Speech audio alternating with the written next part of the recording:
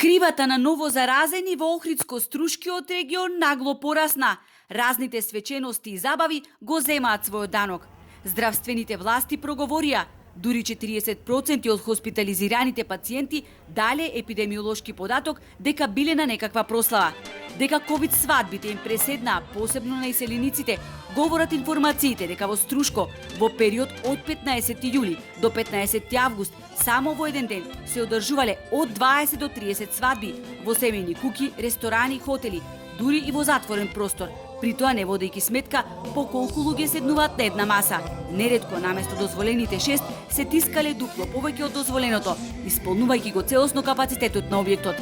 За илустрација, само во еден еминентен хотел на Струшката ривера, каде строго се почитуваа протоколите, биле закажани и се одржале 60 свадби, со половична исполнетост на капацитетот.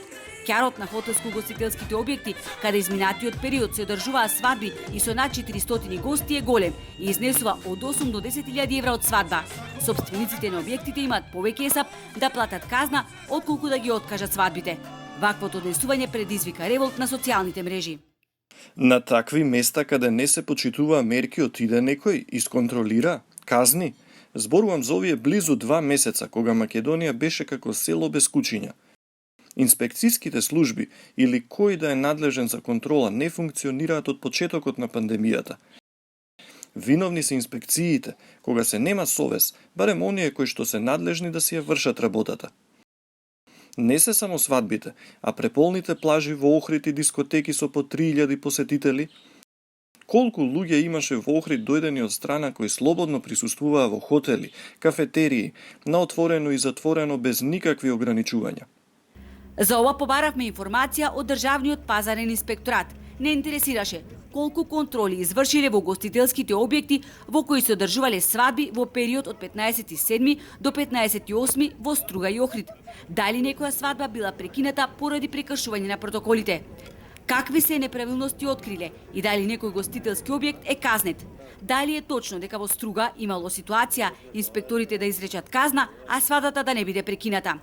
Колку објекти во Охрид, каде се одржуваа концерти и разни настапи, без никакви почитување на протоколите се санкционирани? Одговор на прашањата се уште не добивме. Бидејќи епидемиолозите велат дека новозаразените се претежно млади, одговор побаравме и од Министерството за здравство. Прашавме дали е точно дека на скопските клиники се хоспитализирани 17 млади лица, кај кои е диагностициран COVID-19, а се заразиле на забава во Охрид. Дали меѓу хоспитализираните има и малолетни лица кои се заразиле на бројните забави во Охрид. Во недостиг на официјална информација, епидемиолозите велат дека заразата се повеќе се диагностицира кај младите кои не се вакцинирани и кај иселениците кои буквално биле враќани од Охридскиот аеродром со позитивен ковид тест. Само вчера, во еден час, биле регистрирани 12 позитивни лица, што значи на секои 5 минути се диагностицирал по еден заразен.